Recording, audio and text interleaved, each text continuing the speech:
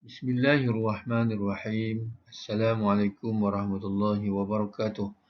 Alhamdulillahirabbil alamin wassalatu wassalamu ala asyrafil anbiya'i wal mursalin. Amma ba'd.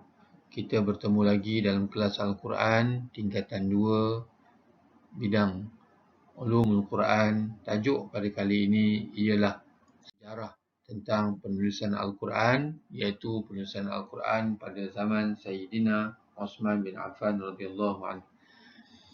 Selepas Sayyidina Abu Bakar As-Siddiq meninggal dunia, para sahabat telah melantik Sayyidina Umar Al-Khattab menjadi khalifah yang kedua untuk memimpin umat Islam.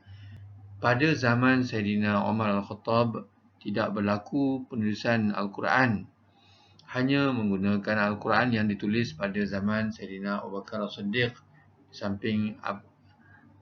di samping apa yang dihafaz oleh para sahabat ketika itu.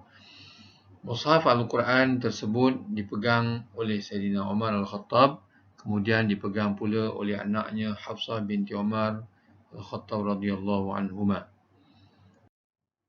Setelah Sayyidina Umar Al-Khattab meninggal dunia, para sahabat telah melantik Sayyidina Uthman bin Affan radhiyallahu anhu menjadi khalifah yang ketiga untuk memimpin umat Islam.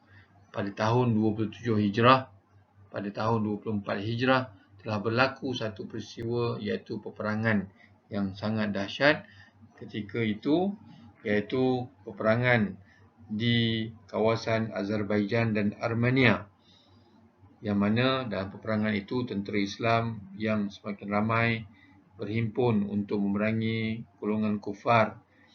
Dan ketika mereka berada di kawasan peperangan, menjadi kelaziman para sahabat ketika berehat mereka membaca Al-Quran masing-masing di kemah. Tentera daripada Iraq mengambil bacaan dan mempelajari Al-Quran daripada Abdullah bin Mas'ud, manakala tentera dari Syam pula mengambil bacaan dan mempelajari Al-Quran daripada Ubay bin Ka'ab. Bacaan kedua-dua imam ini, bacaan daripada Abdullah bin Mas'ud dan bacaan daripada Ubay bin Ka'ab, ada banyak khilaf dalam wajah bacaan qiraat. Seperti yang diketahui, Al-Quran diturunkan kepada Rasulullah dengan 7 huruf. Maka semasa dalam peperangan ketika itu, tentera Islam membaca Al-Quran, hampir-hampir berlaku perpecahan, hampir-hampir mencetuskan peperangan dalam kalangan umat Islam. Maka seorang sahabat Nabi bernama Huzaifah bin Al-Yaman radhiyallahu anhu telah mencadangkan kepada Sayyidina Uthman bin Affan agar mencari jalan untuk menyatukan kaum muslimin dengan cara menyelaraskan pembacaan mushaf Al-Quran.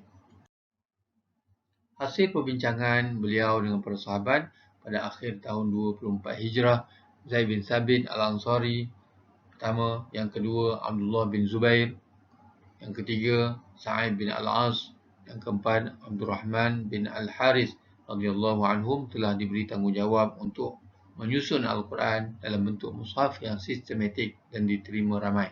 Semua kawasan, semua para sahabat boleh membacanya dengan cara yang telah disepakati ataupun diseragamkan tulisannya. Sayyidina Uthman bin Affan juga telah meminta Ummul Mukminin Hafsah binti Umar radhiyallahu anhuma supaya memberi nuskhah yang disimpan untuk kepentingan kajian semula dalam penulisan ketika ini. Dalam penyusunan baru era Mushaf Uthmani ini, beberapa dasar telah disepakati dalam lajnah tersebut. Pertama, segala pembetulan dalam bacaan yang berbeza-beza itu mestilah dirujuk kepada sebutan orang Quraisy. Yang kedua, ditulis sebagai ayat Al-Quran setelah dikaji beberapa kali, diyakini bahawa ia adalah Al-Quran yang didengar secara mutawatir daripada mulut Rasulullah SAW. Yang ketiga, ayat yang dipastikan tidak dimansuhkan, tidak dipadamkan. Yang keempat, ayat-ayat Al-Quran akan ditulis dalam beberapa mushaf bertujuan untuk memeliharanya dan diedar ke seluruh pelosok negara supaya dapat mengelakkan terjadi kekeliruan dengan ayat-ayat yang dimansuhkan. Dan yang kelima, ditulis tanpa menggunakan sebarang titik dan bentuk yang tak ada titik bagi huruf ba, huruf ya, huruf ta, huruf ta, dan bentuk dan tujuan bacaan yang bermacam-macam, al-ahruf, sab'atu ahruf, tidak hilang supaya serta boleh diterima oleh semua golongan dalam pembacaan Al-Quran. Inilah dasar yang telah disepakati dan lajnah penulisan Al-Quran pada era Sayyidina Osman bin Affan. Jadi secara kesimpulannya, dapatlah kita ketahui bahawa penulisan Al-Quran pada zaman Sayyidina Osman bin Affan, faktor-faktornya ialah pertama, penyebaran Islam semakin meluas.